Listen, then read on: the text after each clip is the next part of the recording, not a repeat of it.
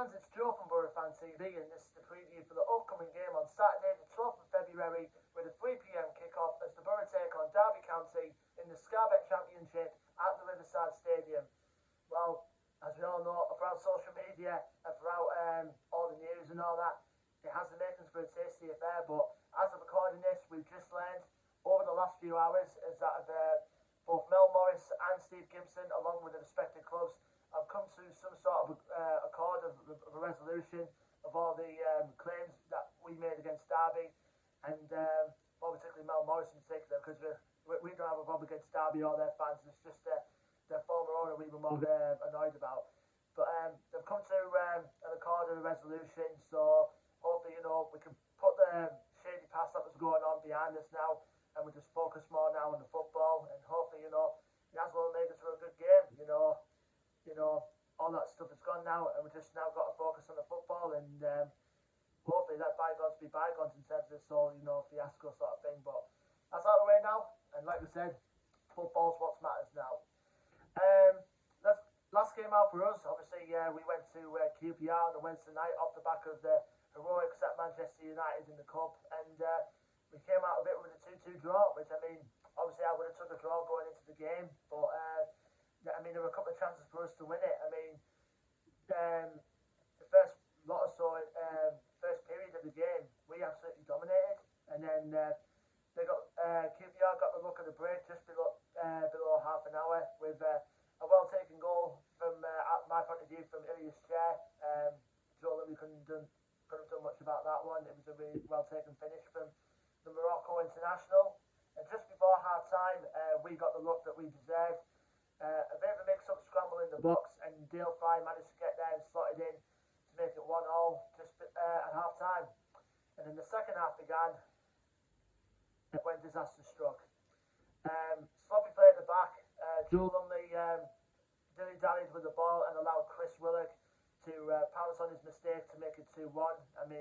Most people are slagging Lumley off on social media, but then again, that's the norm with some Boro fans. But I think Wilder said in his press conference, I think it was in the build-up of that goal, out their second goal, we had trouble dealing with it. So we can't just blame it on Lumley on his own. I think there was a couple of players who could have done better. Dyke-Steele in particular.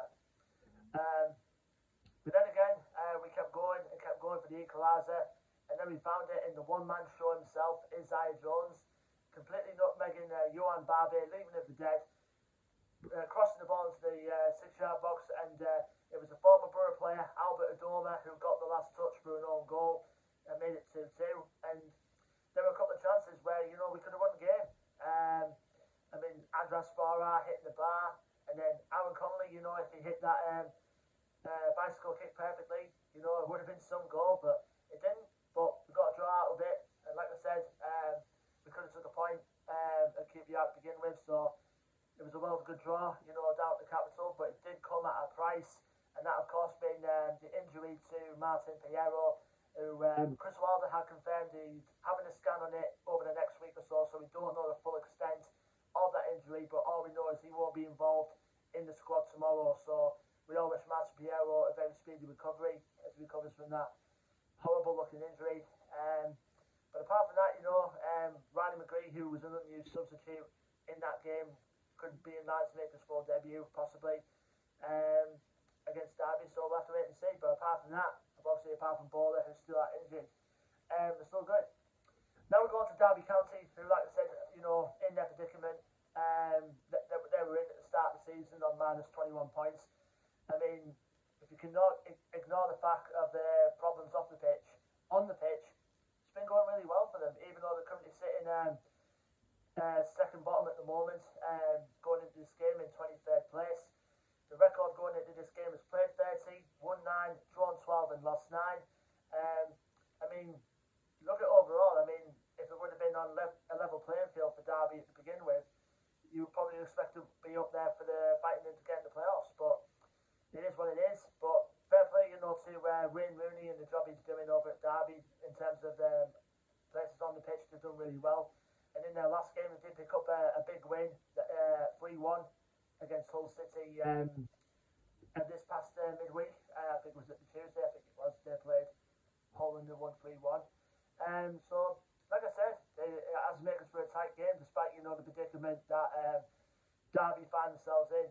But things are looking up for them, on the pitch, and contingent, with the squad they have, even though they have a lesser squad than most of us other clubs in the Championship. As for one to watch for Derby, one that comes to the top of my mind straight away, and that has been Tom Lawrence. The Welsh international has been attracted a lot of Premier League interest, this past the last window just gone. But he chose to stay at Derby, and he's been their key player so far, particularly in these last few games. I think he's scored like 4 or 5 goals in the last few games, so he's doing really well, is Tom Lawrence. Other players to watch out for, Jason Knight, the Republic of Ireland national attacking midfielder, is one to certainly watch out for. Christian Bielik, who's one of their holding midfield players. I think him, along with Max Baird, are the holding midfielders in the Derby setup. Curtis Davis, who's the experienced centre-back who plays alongside Lee Buchanan in the centre-back role recently. So, like I said, I think they've got 2 key players missing to Derby anyway for this game. I think Colin Kazan-Richards and Camille Joswiak are both out with injury at the moment, so they will be in the squad for the game at the Riverside. So, like I say, putting all the off-field situation aside, Derby County, have got the potential, to possibly make a late survival bid. I think they're about 4 points away from safety, and I mean, if they do it, good luck to them, at the end of the day. But like I said at the beginning of the video, just put all that fiasco aside and just focus on the football now. I think what's done is done. Both Gibson and Mel Morris have come to consensus, over recording the resolutions, which in their case both sides, can walk away happy, and we've got to get on with the game. Now, the last time we played Derby was a goalless draw over at Pride Park, which, to be honest, now the team, drew enough chances to begin with.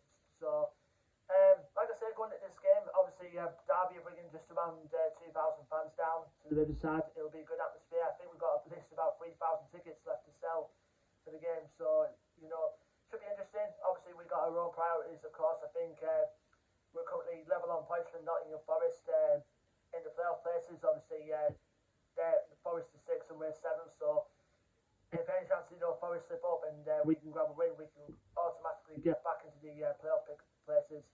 Still with that game in hand, so it's going to be a tasty one. But like I say, Boro fans, we've got to go in there with full confidence, and obviously, like I said, put the off-field problems we have with our opposition aside, and just focus on the game, and obviously just focus on football, because that's it. Like I said, football is what matters instead of all this, shenanigans off the pitch. Leave me your thoughts and predictions in the comment section below, Boro fans. Don't forget to like, share, and subscribe. Our social media links to our Facebook, Twitter, and Instagram will be in the description. And until then, I've been Joe from Boro Fan TV, and I will see you on the next preview video, which will be for the game on Saturday, the 19th of February, as